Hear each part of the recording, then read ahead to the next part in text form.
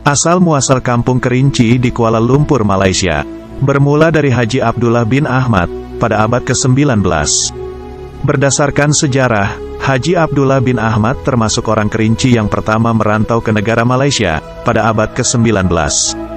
Dan sekaligus orang yang pertama bertanggung jawab, dalam memainkan peranan penting, dalam mengasaskan pembukaan tanah di Kampung Kerinci yang ada di Malaysia. Kedatangan Haji Abdullah bin Ahmad ke tanah Malaysia, bukanlah secara individu.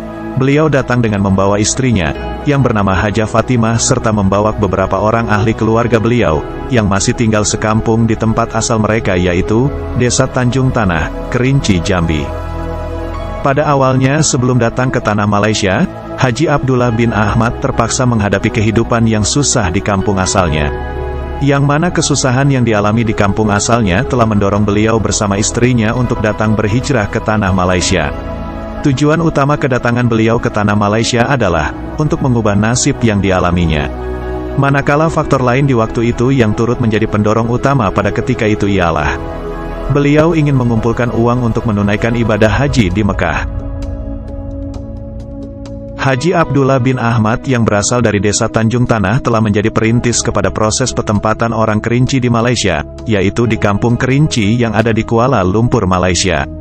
Warga Tanjung Tanah telah menetap di sana sejak dahulu sampai sekarang, bahkan telah beranak pinak hingga ribuan warga Tanjung Tanah menetap dan telah menjadi warga negara Malaysia.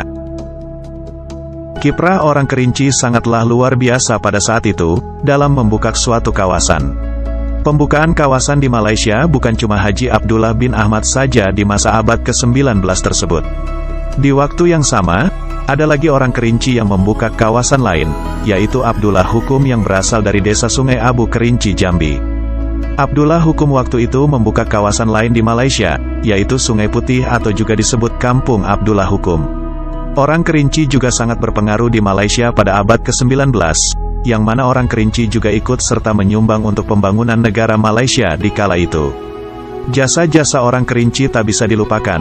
Nama-nama tokoh orang Kerinci layak diabadikan di Malaysia, seperti Haji Abdullah bin Ahmad yang berasal dari Desa Tanjung Tanah atas pembukaan kawasan sekaligus menamai Kampung Kerinci, dan Haji Abdullah Hukum yang berasal dari Desa Sungai Abu, yang juga ikut membuka kawasan di Sungai Putih atau juga disebut Kampung Haji Abdullah Hukum.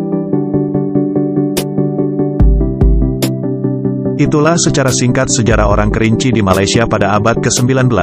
Semoga video ini bermanfaat. Dan terima kasih telah menyaksikan video ini. Jangan lupa tekan tombol subscribe-nya, agar kita selalu bersemangat membuat kontennya.